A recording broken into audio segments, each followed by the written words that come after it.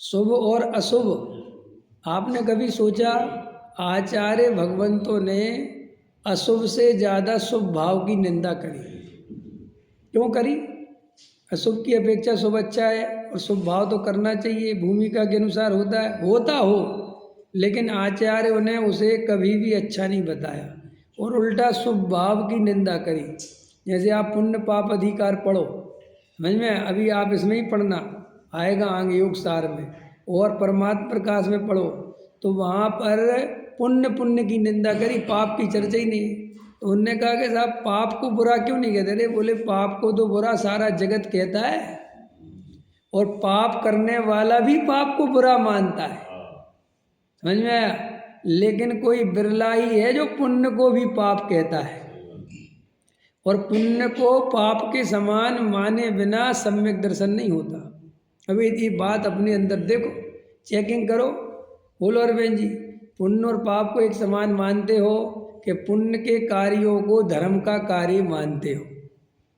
पुण्य करना चाहिए, पुण्य होना चाहिए, पुण्य अच्छी चीज़ है, पुण्य करने वाले की प्रशंसा करते हैं। तो आचार्य कहते हैं बाहर से तो बहुत अच्छा लगता है, कह रही बहुत अच्छी आदमी, लेकिन अंतरंग में ये मिथ्यात्व है और ये अनंत संसार का कारण है। ये समझ में आया?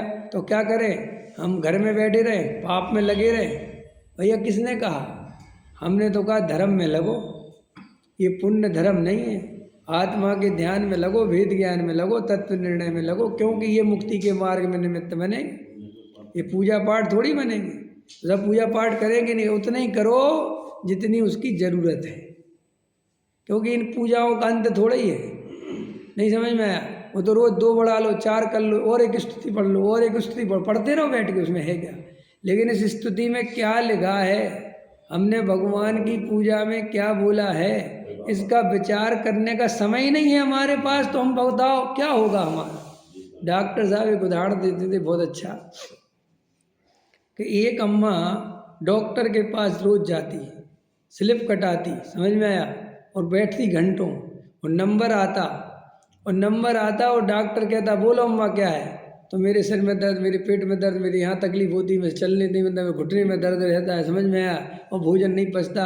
अच्छा ठीक है, और 2-4-5 मिनट सुना के ठीक है, और जैसे डॉक्टर अपनी तरफ से उसको दवाई बताने की कोशिश कर, उठ के भाग जाए, अब तो मेरा बेटा पोते के आने का टाइम हो गया, अब मैं कल फिर आऊँगी, अब तो मुझे घर जाना है।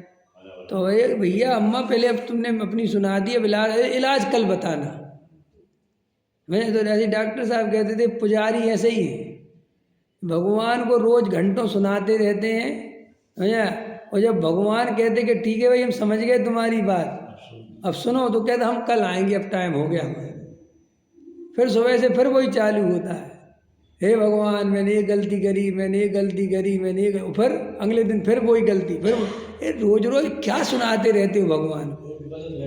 हाँ, रोज नहीं, रोज सुनाते भगवान को खड़े होके, क्या बोलते हो?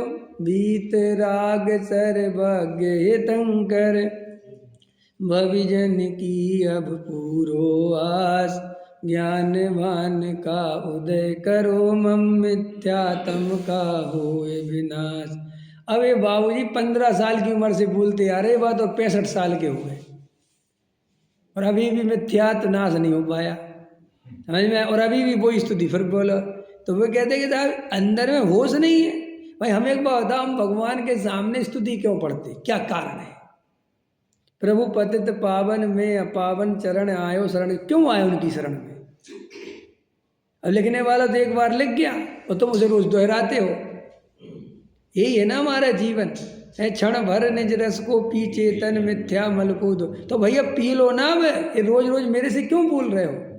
देखो अन्य मतियों में तो राम कथा सुनने से वैकुंठ मिलता है, समझ में आया?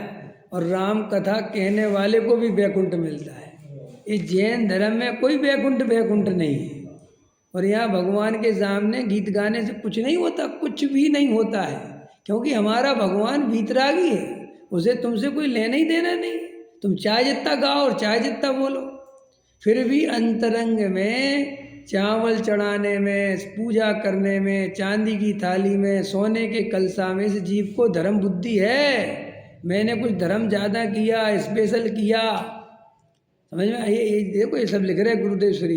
ये पुण्य पाप में लाभ की बुद्धि है इसकी, आया समझ में कि नहीं? ये इसलिए मिथ्यात्व नहीं जाता।